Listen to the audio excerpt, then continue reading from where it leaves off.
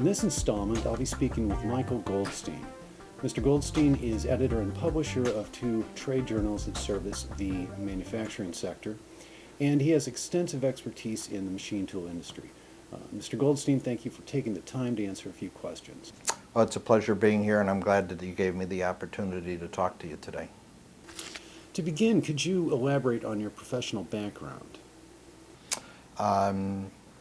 I've got two different areas of expertise. I am the editor and publisher of a magazine called Gear Technology, the Journal of Gear Manufacturing, which I've been publishing for 25 years, plus another magazine called Power Transmission Engineering.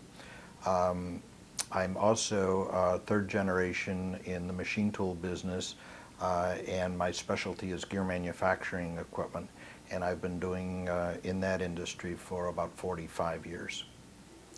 What trends have you seen in the machine tool industry in recent years?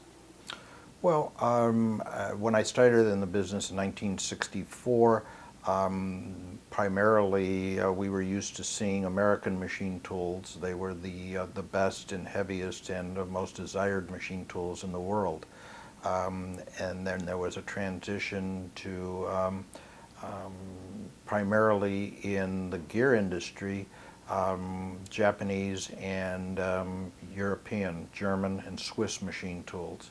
And in other types of machining, primarily Japanese, and then eventually Korean and Taiwanese machine tools, with the demise of the American machine tool industry.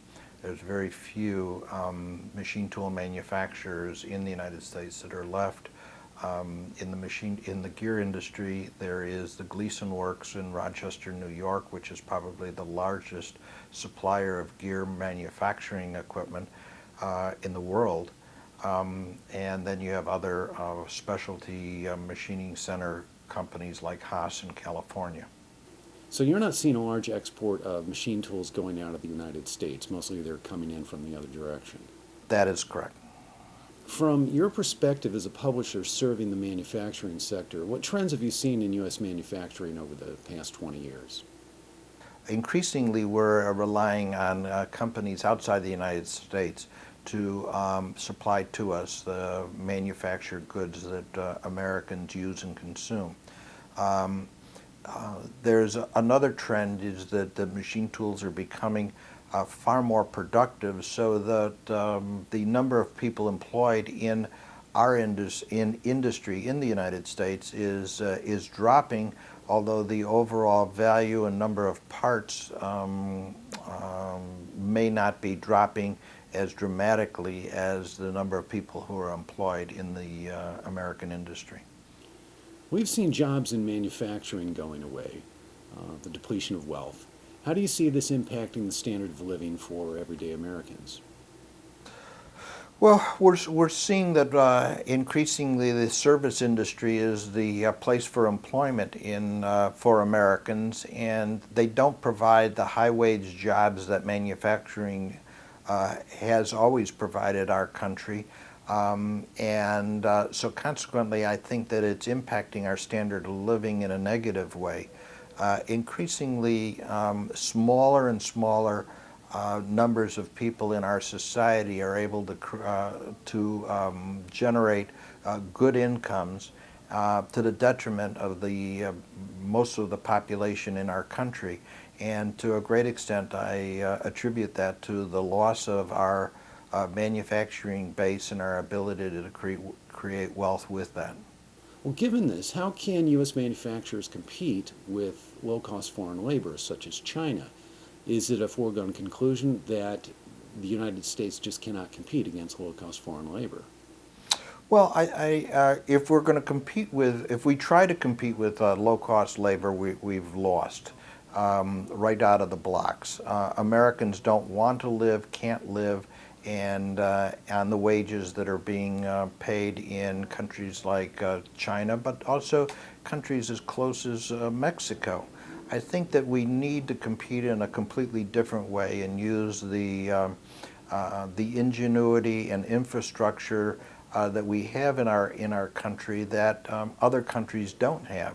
When I look at a country like Germany, which is certainly as developed as the United States, has pays their people wages that are equal to or possibly above what a factory worker makes in the United States.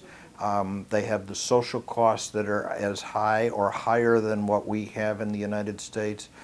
Their medical costs are probably more comprehensive than what we've got in the United States, and yet they live quite well by being an exporting nation, and I believe that it was just recently that the whole country of China just surpassed them as being the largest exporter in the world. So you've got a country that's got some of the same what people might consider handicaps as that we might have in the United States, and yet they're able to flourish quite well, not on competing in solely on price, but on quality of their products. Well, certainly everybody's talking about jobs now, job creation. Do you feel that manufacturing is an area that the government should really be looking at in terms of creating jobs because of the wealth it generates? What are your thoughts on the role of manufacturing in the creation of jobs at this time? I think that one of the problems that Americans have is the concept of what might be going on inside a factory. I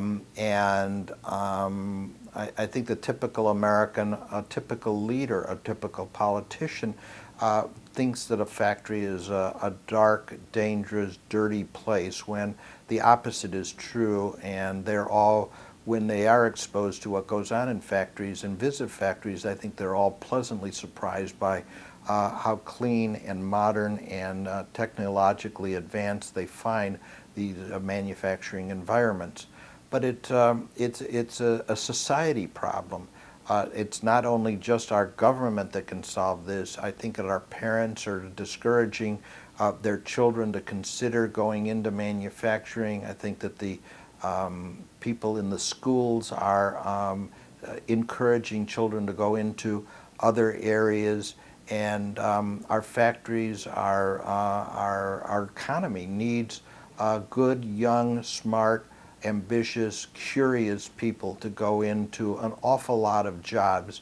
And right now those people are being shunted into things like banking and other law and other areas that really don't create any wealth in this country or for this country. They just help move that wealth around from one place to another. I think that possibly industry has also not done a good job in telling society who they are and the opportunities that are available for good, productive jobs that are substantially more, paying more than can be gotten in the service areas. I think that factories could and should be opening themselves up to schools and Boy Scout and Girl Scout groups and giving them tours so that people can really see what's going on. These young people can see what's going on and what happens in a factory, and so that they can help start to understand when they have an epiphany as to what it is that they want to do with their life, that might be considered. I've been speaking with Michael Goldstein. I'd like to thank you for taking the time and sharing some of your thoughts on these issues. Well, it's a pleasure being here, and I'm glad that I had the opportunity to talk to you about this book, which I've enjoyed very much, and I think is a very important, it has a very important message that for the future welfare of our country.